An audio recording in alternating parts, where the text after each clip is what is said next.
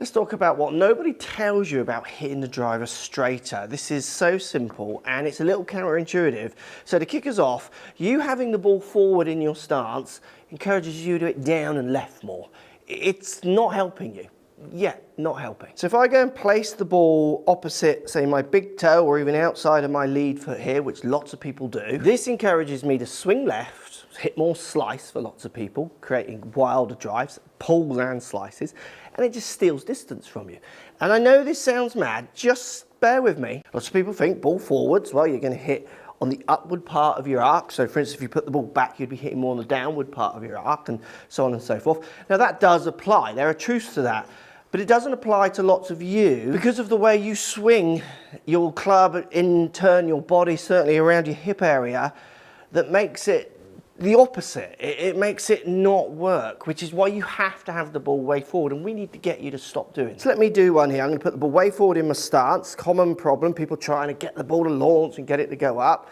Now I can only hit the ball really one way to get it functional with any kind of power, and I've done pretty good there. I've made that pretty functional. I've hit it an okay distance, way shorter than my potential distance, but yeah, it's 260 yards, 261 on the roll, 262 262 in fact. That number just follows me around. So with the ball that far forward, what I've now got to do is I've got to make sure when I hit the ball, I'm really leaning forward from my waist to my trail hip. So I'm really trying to hit the ball this way. For lots of people, there's kind of back up and they're leaning forward. That's the only way I'm going to reach that ball from there. If I was to do my action from here, this will surprise you.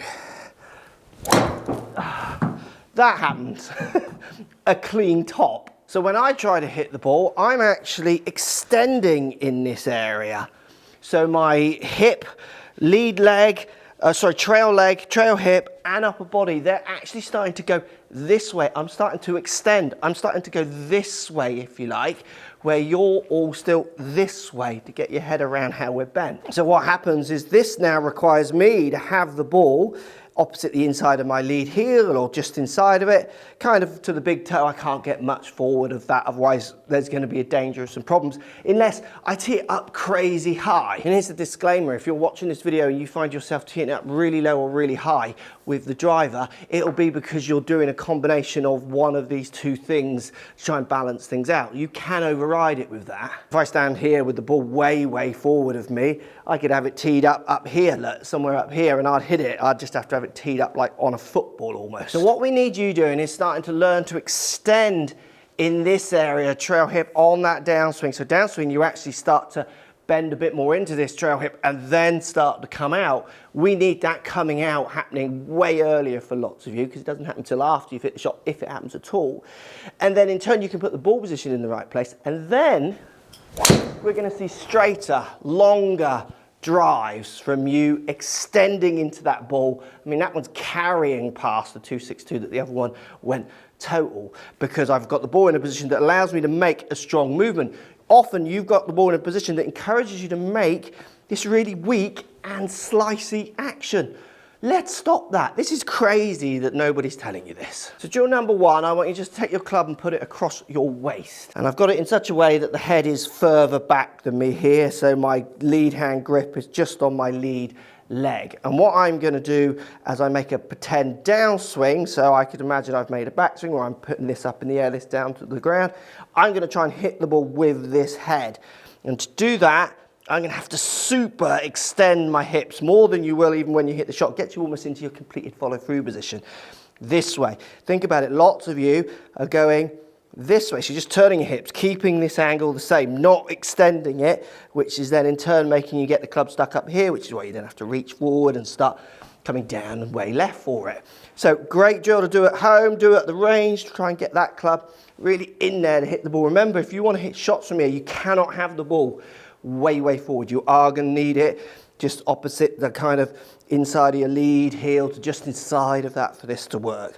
So trail hip, going to try and hit it with the face on the way through and really get this extension working, because what you'll find is when you hit your shots, look how I'm finished. So I'm bent back this way. I start my golf swing this way, but I'm finishing this way, just rotate it around. So I'm in the process of putting bends and tilts, twists, extends in, But on the downswing, I'm increasing this angle a little to then really start getting it out at the end where I'm fully extended in this side. Lots of you just are not. Next drill you can do at home, you can do it at the range. You just need to stand next to a wall, and what you're going to try and do is get your hips to that wall before your upper body. So you're really going to practice the feeling of extending in this lower back, stretching out your hip to upper body, which lots of you are keeping crunched and kind of bent into. And when you do this drill, it's good to do it the way you're trying to do it with the extension, and then to try and do it the other way. So maybe do it your way to see the difference of how you're turning. Doing more reps of this will only allow you to get the feeling of this when you get your limited time that you've got to practice, to be able to take it to the course or to the range and start activating these very different feelings way quicker. I always find this off-course kind of training is just so valuable, more valuable for lots of people than just going whacking loads of golf balls. Learning how that we stand in an upright position, then we bend forwards, that we have tilts and turns, but when we finish, we're rotated this way, but we're extended. And when that extension happens, we'll transform the direction you hit your drives. It'll transform how far you hit your drives. And doing these two drills will really allow you to get the feeling of extending and jumping up into that ball, which for lots of you might add a lot of distance. And when it comes to your setup, you can do things as well that really encourage you to make sure this movement gets into your swing. And the biggest myths that people have in their takeaway and setups are in this video, which have shocked a lot of people.